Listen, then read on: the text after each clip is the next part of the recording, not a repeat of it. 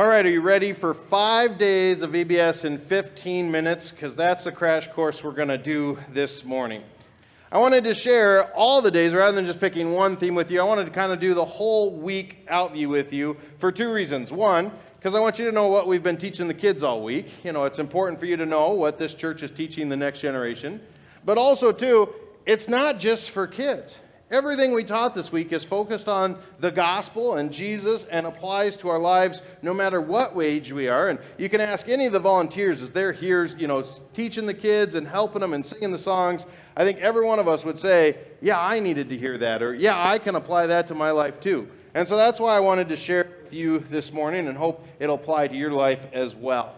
And so, you know, every day the kids would come in here for opening and we'd sing the songs, and there'd be a Bible theme, a Bible verse, and a Bible buddy. And we learn about the Bible buddy, it's the animal, and so you'll see those pictures up on the screen, and you know, we'll talk about each day's theme. But then they would go outside and do the games, they'd go to Imagination Station and do the crafts, they'd go upstairs and do the Bible lesson, and then they come in here for Kid Vid Cinema, which is videos of kids dealing with things and talking to them about how they can handle those things. And then they come back for closing and we'd wrap it all up, you know, nice and neat. I'm sorry to say you guys don't get to go play games. We're not going to go do crafts. You're stuck here listening to the sermon. But we are going to look at all 5-day themes for VBS. And so we start with day 1. Jesus' power helps us do hard things. And I love that because every time a volunteer leader, anybody would say the theme for the day, the kids would just yell, "Trust Jesus!" And towards the end of the week, it got more like screeching. Let's see how loud we can yell. But hey, they're still yelling, "Trust Jesus." But our Bible buddy for the first day was Ramsey. You know, we talked about the big sheep that can do hard things of climbing those steep cliffs because of what God has given him. You know, and this is a good lesson for kids because they have to do all kinds of hard things in their life. Think about back when you were a little kid, everything's new, right? On a constant basis, everything is new. Every year at school, it's a new classroom, a new teacher, new set of rules, new things you're learning, and possibly new friends. As kids, they really have no authority, right? They just can't do whatever they want. They have to ask mom and dad, or they have to ask teacher, or they have to, you know, play by the rules. And if they don't behave and follow the rules, they get disciplined, right? That's hard. Also, they're just physically smaller, which means everything is scarier. Big things look bigger. Scary things look scarier. It's just a harder life for them. And let me remind you, we saw it here in church all week. Kids are mean. They are ruthless. They pick on each other. It makes me think of my chickens. Every year when I get a new flock of chickens, they set the pecking order, right? That's a real thing. They figure out who's the top dogs and who's the bottom ones. And if there's one weak one, they all jump on and make sure that becomes the bottom one. Well, kids do the same thing. They're going to find out quickly who's in charge, who's dominant, and who's not. And that's hard. Life is hard for kids. But what about us as adults? Isn't life hard for us too? I mean, think of all the hard things you've had to do in your life. Let's say being married. Not that I'm saying marriage is hard, but it is work, right? It takes effort to make a good marriage. You have to constantly try to put their needs ahead of your own. You're constantly worried that you're going to let them down or hurt them. That's hard. Being a parent, that's hard, right? You're responsible for these little ones that you really have no control over. You try to teach them the lesson and then hope they learn it so that when you send them off, they do what you want them to do. I've only been doing it for 8 months now, but I've already can tell you, it's hard. What about work? Whether you do manual labor or mentally tough work, you know, that work can be hard. But even beyond that, dealing with annoying coworkers or dealing with frustrating bosses. Haven't you had a job or something that's been hard to just deal with, hard to go back every day knowing you got to do it again? Paying bills, managing time and money. What about just physical life? For us as adults, as we get older, you know, it gets harder. Things stop working, other things hurt more. Simple tasks take us longer than they used to do. All of a sudden, there's things we can't do that we've done our whole life. That's hard. We as adults have to do plenty of hard things. And so what do? We trust Jesus, right? We pray to him and ask him for the strength or the endurance or the patience or whatever it is we need. We ask him for his power to help us do that hard thing. And we trust him because he's God. Jesus is God, and he has God's power. He has the power to create all of heaven and earth. He has the power to control the weather. He had the power to help Ananias go face this terrible persecutor named Saul and be able to lay hands on him and bring him into the faith. God has the power to do anything, and he gives us that power to help us do hard things. So then we come to day 2. Kids come back. They're super excited. That was our biggest night. I think we had 47 kids that night. And our theme for tonight was Jesus' power gives us hope. And so our Bible buddy is Ava, the red-tailed hawk. She can fly way up high and see a different perspective, which gives her, the reminder that hope. She can see the end, see all things. And so Jesus' power gives us hope. And for kids, I don't know if this one's as important because kids are pretty resilient, right? They don't really feel stuck in a pattern or that this bad thing in their life is going to be here forever. I mean, they might say, this is the worst day of my life. It's never going to end. And then 2 minutes later, they're playing with a different toy, giggling and laughing, right? They bounce back pretty quick. But nevertheless, they still get scared. They still feel helpless and hopeless. They still have things that it takes a while to overcome. And they spend so much of their life waiting, right? No, you can't do that because you're not old enough. You got to be 5 years old to get on the bus and go to school with the other kids. You got to be 10 years old before you can have a cell phone. You got to be 16 before you can drive. You got to be 18 before you can leave mom and dad's house and go off to college. They spend so much of their life waiting for the next thing, and for a little kid, waiting seems like forever, right? So they need hope. But what about us as adults? Don't we need hope? I think we much easier get down in the dumps of life, get down in a slump or a rut and just feel stuck, like this dark part of our life is never going to end. Some of us deal with seasonal depression. Sun doesn't shine for a week or it rains for a week. We just find ourselves more moody, right? If you could feel stuck in a dead-end job, asking, what's the point? Where's my life going? What's it worth? You can feel helpless against debt or fatigue or sickness or anything else that's outside of your control. And remember that waiting for kids? Don't we as adults also have to wait for things, right? We wait to find the one we're going to marry, wait to have kids, wait for that promotion at work, wait for our kids to leave the house, wait for them to have kids and make us grandparents, wait for retirement when we finally can go do all the things we wanted to do, right? We spend plenty of time waiting too, and we need hope. So what do? We trust Jesus. We ask him to remind us how fleeting our days are. We ask him to show us the light at the end of the tunnel and remind us that this suffering, this trial, this pain, it's temporary. It's not going to last forever. We ask him to shine good news into our dark world and let us be a little bit of light in the darkness around us. Because as we trust in him, we remember he is God. He's in control of everything, and he's eternal. Just like Ava can fly up high and see everything, God's even higher and sees the big picture. He sees all the details and all the things we don't see. Because God's not bound by time. He's not waiting for tomorrow as he lives today. He's just always present. He is at all times, and so he already knows how things are going to turn out. He knows what's going to happen. He knows where the turn is going to straighten back out.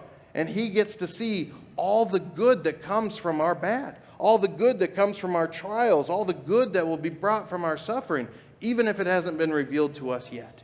And so we trust in him that he always has hope for us. He always has the final say and always has good in store for us. His power gives us hope. Day 3, we came back, and today we learned Jesus' power helps us be bold, all right? And so our Bible buddy was Sierra, the mountain lion, who can be real quiet and stealthy. That was fun to actually get the kids to be quiet, like pretend you're on the hunt. Shh, don't talk for once this whole week.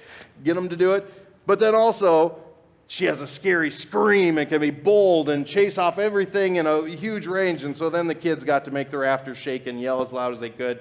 But we get to be bold like the mountain lion Sierra because Jesus' power helps us be bold.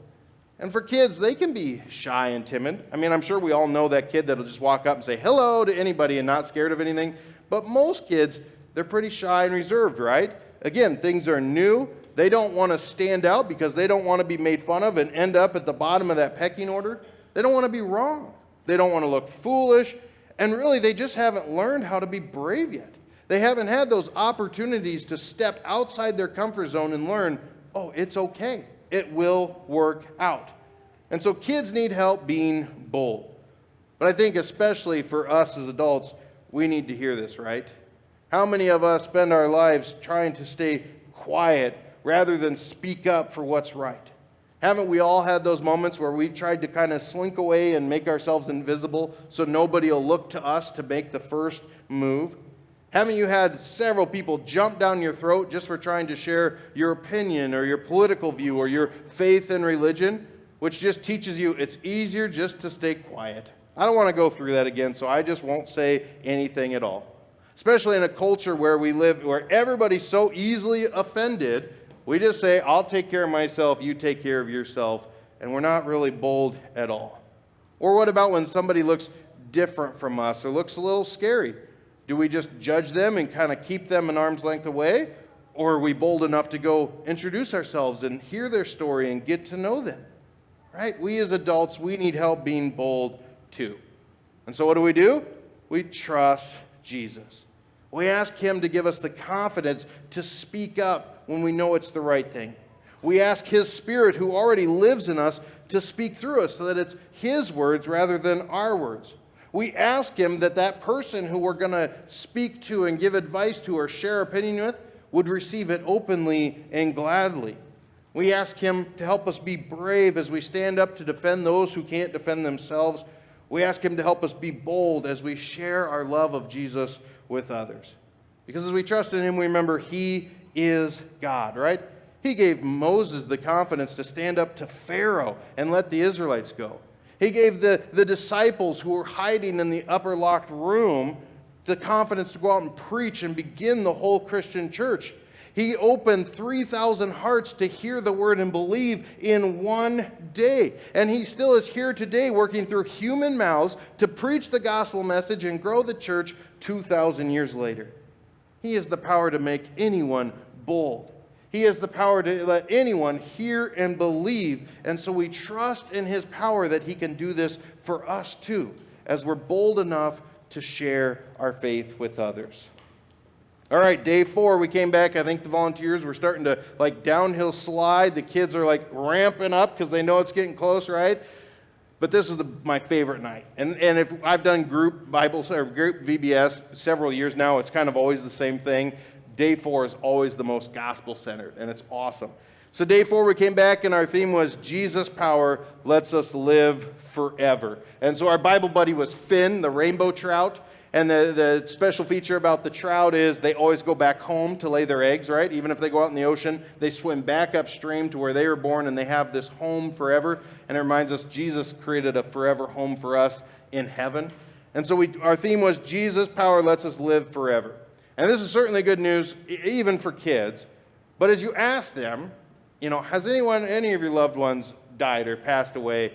Very few have actually even dealt with death in their life yet. Maybe a grandparent, maybe somebody their parents knew, mostly pets. We ended up talking a long time about dead pets because that's really the most death they know. But what about us as adults? How many funerals have you been to in your lifetime? How many of your loved ones have already passed away and you've experienced that firsthand? As you get older, are you thinking more about death than you used to when you were younger? Don't we as adults need this reminder, that the assurance that we're eternal? We have life forever. And so what do? We trust Jesus. The reason this is my favorite night of VBS is because this is the night we really get to preach to the kids the gospel of Christ crucified on the cross, Christ rising from the dead on Easter. We get to remind them that our God became man to save us. And so that's what I get to preach to you now, the gospel. Our God became a man, born in our flesh for us. He lived a life, and then he laid down that life in the most brutal, horrible way possible to die for you and for me. And through his death on the cross, He's conquered our enemies.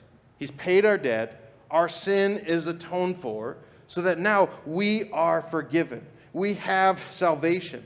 But even greater than that, he didn't just stay dead. No, we know he rose from the dead. The tomb is empty.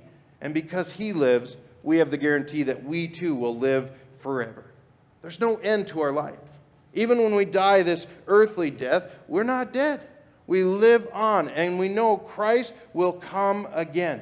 And when he comes again, the dead will be raised, the bodies and souls reunited, put back together, and all believers will be welcomed into paradise, the new heaven, new earth, to spend the rest of forever in the presence of our God. That's something we can't do on our own as sinners. That's only done by his power, his death, his resurrection. It's the victory and the gift that he freely gives to us. And so as we trust in him, we ask him every day to remind us of this, to fill us with the joy of knowing we're eternal. We have eternal life in his name. We ask that his gospel be the assurance that gives us the hope. It's the gospel that allows us to be bold. It's the gospel that knowing he has overcome all things that helps us do the hard things in our life. Because we know we're eternal and will be with Jesus forever, this is what really gives us the power to pull us through this life. And so day 4 is a fun one we get to do with the kids. And then we come back day 5. It's the last day. We're ready for the program. The volunteers are ready for a nice cold beverage and, to not come back to church for the 6th night in a row. And the theme tonight is Jesus' power helps us be good friends. Which I know at first sounds a little cheesy, like, wow, we just had the gospel and now it's all about being a good friend. But let me tell you, this is a reminder kids need, right? It just said, kids are mean. They need this reminder every chance they can get. And so our Bible buddy was Lawrence the elk, because he's part of a herd. Elk herds can be as big as 400 people, or 400 elk. And so, he has lots of friends around them. They work together to care for one another. And it reminds us, we as God's people care for each other and have others around us. And so the theme, help us be good friends. Again, I say this is what kids need to hear. You can say, are you going to be a good friend? Yeah, I can do that. And 2 seconds later, they're punching or making fun of something. They've instantly forgot.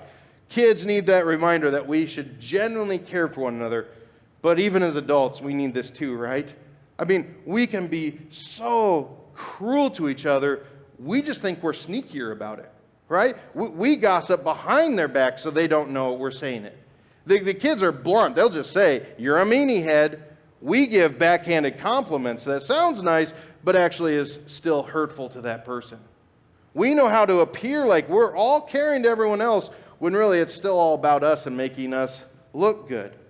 We need Jesus to truly help us genuinely love others in a selfless way, the same way he loves them.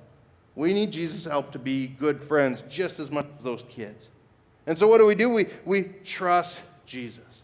We look to his life as example. We look at how he interacted with the disciples. They gave him plenty of reason to not be their friends. He irritated them. They made mistakes. They goofed up. They asked dumb questions. But Jesus never gets mad. He never leaves them. He continues to love them, care for them, be patient for them. And that's how he's called us to love others. And so as we trust Jesus, we ask him to open our hearts to genuinely love.